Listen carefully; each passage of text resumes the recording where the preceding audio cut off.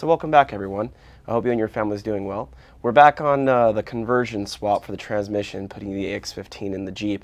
And this time what we're going to do is we're going to get the clutch installed, get the bell housing on the transmission, and get the transfer case mounted to the transmission. If all goes well, we'll have the whole thing in the Jeep in this video. So without further ado, let's get into it.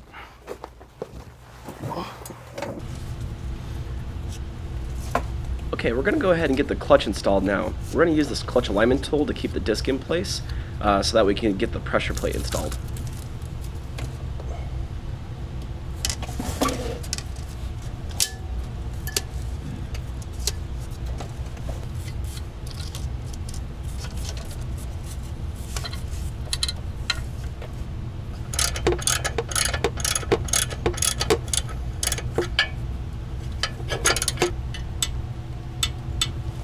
So we're in the process of torquing this down. We're doing this in a star pattern to make sure we don't damage anything and that it gets sucked down evenly. The torque spec we want is 38 foot-pounds. Okay, so I went and laid out all the parts that you get with the kit. These are your bolts to hook the bell housing to the transmission itself. You get a pilot bearing here. These two do your slave cylinder. You get a pivot ball and a spring. I forget what those two bolts are for. This one is for your CPS sensor if you have to relocate it like I do, and then you get a new pivot fork. So it's actually a pretty complete kit. Word of caution, these guys right here take about 27 foot-pounds of torque. It took me a while to find that. That's because the bell housing on this is aluminum, so it's kind of soft, and you don't want to over-torque it. Advanced adapters told me if you over-torque it, you have a high chance of cracking it. So we're going to torque it to about 27 foot-pounds. They said 25 to 30, so I'm going to go 27 just to be safe. So let's get the transmission standing up, and then we'll get the bell housing on. Let's get this thing up here. All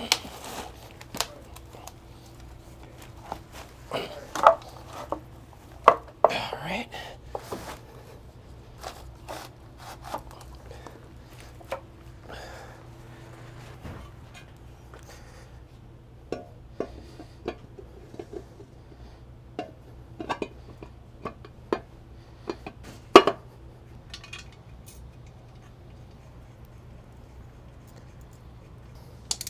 Okay, we're going to tighten these down. We're going to sneak up to the torque, and we're going to do that in a star pattern.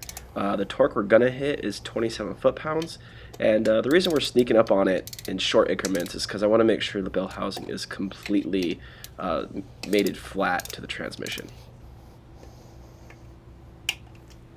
Okay. Well, that's done.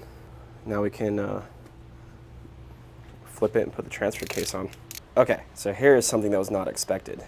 This part of the transmission on the X15 is open, which means that it seals against the input of your transfer case. So if you're like mine and the input of your transfer case isn't clean, you're going to have to go and clean it because the NSG 370 doesn't use this part of your transfer case to seal. So right now what I'm doing is taking Scotch-Brite and cleaning the whole outside. And you're going to want to clean inside where those splines are, because the splines are going to be inside of here, and if it's anything like mine, it's got a little bit of rust and junk in it just from being open to the elements. So you got to clean all that up before you stick it in there, because there's a seal in there, and that whole piece right there is going to be inside your transmission. So you want to make sure and clean it real well.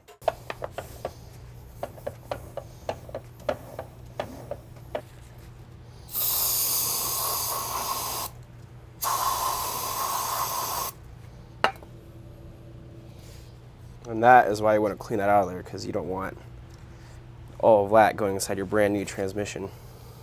Okay, I'm just going to show you what I'm kind of doing here. I switched from engine oil to ATF, because ATF does tend to attack rust and just gunk better. And then I'm using a brass brush here and just kind of going through each little thread. And it seems to be working quite well. You probably don't really have to do this, but you're going through all this trouble putting a new transmission and everything in. And I just feel like you don't want any of that crud in there. So take a few extra 10-20 minutes here and clean all this up. All right, let's get this together. Want me to help you? No, I got it. You sure? Yeah. Watch your back. I'm not going to. Here, move this.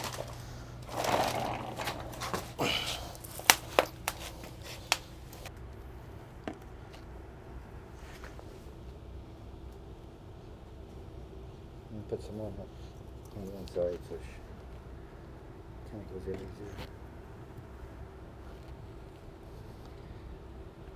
Put some on that thing, on the spline. That's already really oiled. Okay. Yeah. All right.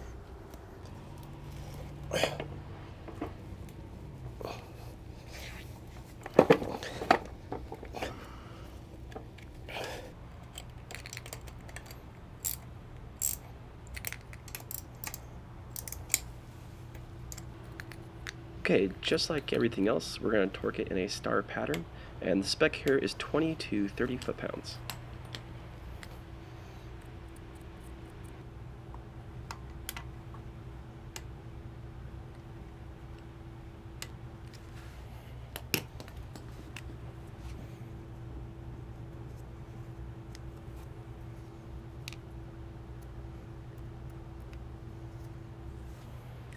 All right, that's torqued down. All right, we're gonna get the clutch assembly inside the transmission housing ready to go before we install this.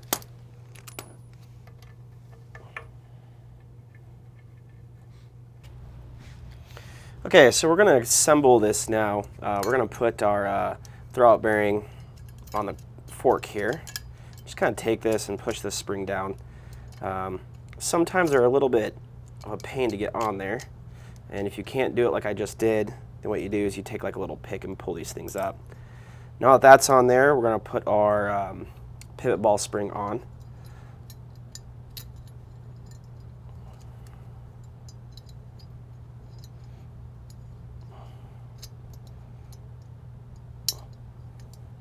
Perfect, just like that. That's how we want it. All right, and the last step is you get some of this grease in the Luke clutch kit. So you want to put some actually on this shaft in here, just a little bit. We'll spread that around. But then also what we're going to do is put some here where the ball is. That way we'll keep that squeak free. And that's key to keep that thing squeak free, to put some in there.